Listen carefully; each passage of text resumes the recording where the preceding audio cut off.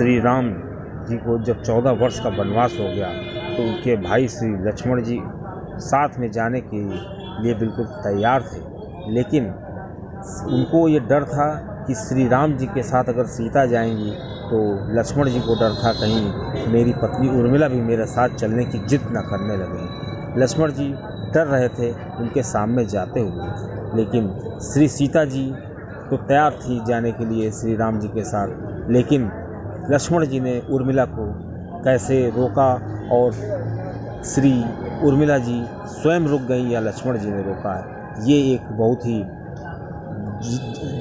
रोचक जानकारी है दोस्तों। जब श्री लक्ष्मण जी डरते हुए श्री उर्मिला जी के पास गए, उनको लग रहा था कि श्री उर्मिला जी साथ में चलेंगी, लेकिन ये उन्होंने देखा कि उर्मिला जी तो बिल्कुल तैयार थी कि वो श्री लक्ष्मण जी की विदाई के लिए तैयार थी कि लक्ष्मण जी जाएं और अपने भाई की सेवा के लिए बिल्कुल अलर्ट रहें। ऐसे में श्री लक्ष्मण जी को बहुत ही अच्छा लगा और श्री लक्ष्मण जी जब जाने लगे तो उन्होंने उर्मिला से कहा कि मैं आऊँगा बहुत जल्दी लौट करके, तुम मेरा इंतज़ार करना है। लेकिन जब श्री लक्ष्मण जी वनवास में थे तो उस समय उनको अपने भाई की सेवा करने के लिए, श्री राम जी की सेवा करने के लिए जागना था। रात में कैसे उनकी सेवा करेंगे, रात में अगर वो सो जाते तो सेवा पूरी नहीं हो पाती। इसलिए निद्रा देवी से उन्होंने प्रार्थना की।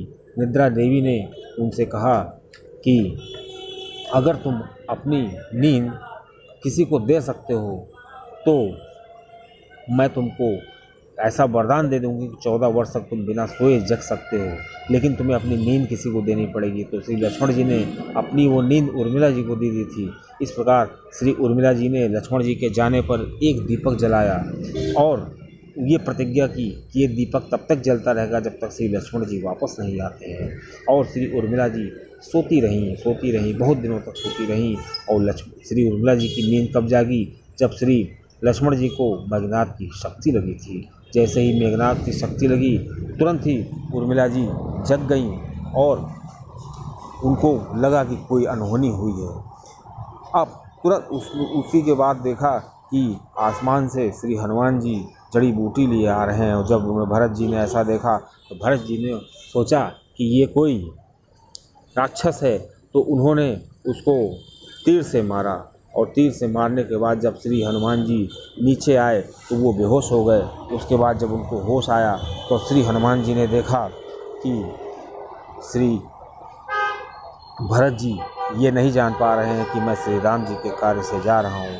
जब श्री भरत जी ने जाना ये श्री राम जी के कार्य में लगे हुए हैं तो भरत जी को बहुत दुख हुआ। और श्री हनुमान जी को जब होश आया तो श्री हनुमान जी ने उर्मिला को देखा और कहा कि मन में सोचने लगे कि इनके चेहरे पर कोई शिकन नहीं है और इनके पति तो एकदम बेहोश पड़े हुए हैं, उनको तीर लग गया है। तो श्री उर्मिला जी ने श्री हनुमान जी को बताया कि मेरे पति श्री राम जी की सेवा में लगे हैं और भला जो श्री राम जी की सेवा में लगा हो उसको किसी भी प्रकार का कोई भी कष्ट नहीं हो सकता है, किसी भी प्रकार का कोई अनहोनी उसके साथ नहीं हो सकती है। उधर श्री कौशल्या माता जी को जब पता चला कि लक्ष्मण जी को तीर लगा हुआ है तो श्री कौशल्या जी ने श्री हनुमान जी से कहा कि राम जी से कह देना कि बिना लक्ष्मण के वो वापस नहीं आएंगे अयोध्या। लेकिन लक्ष्मण जी की माता जी ने कहा कि मेरा अभी एक पुत्र जिंदा है और अगर ज़रूरत पड़ी तो मैं अपने दूसरे पुत्र को भी, शत्रुघ्न को भी श्री राम जी की सेवा में भेज दूंगी। इस प्रकार श्री लक्ष्मण जी और श्री राम जी जब अयोध्या वापस लौटे तो उन्होंने बहुत सालों तक यहाँ पे राज्य किया। उसके बाद एक बार काल मिलने आया श्री राम जी से, काल ने श्री राम जी से कहा कि मैं तो आपसे अकेले में वार्तालाप करना चाहता हूँ, लेकिन एक शर्त है कि कोई तीसरा वहाँ पे नहीं आएगा। अगर तीसरा वहाँ पे आता है तो आपको मृत्युदंड देना पड़ेगा। इस प्रकार वो वार्तालाप श्री राम जी और काल वार्तालाप कर रहे थे। उतने में दुर्वासा ऋषि आ गए और श्री राम जी से मिलने की जिद करने लगे। अब जब श्री लक्ष्मण जी ने उनको रोका तो उन्होंने कहा कि अगर तुम मुझे रोकोगे तो मैं अयोध्या वासियों को श्राप दे दूंगा।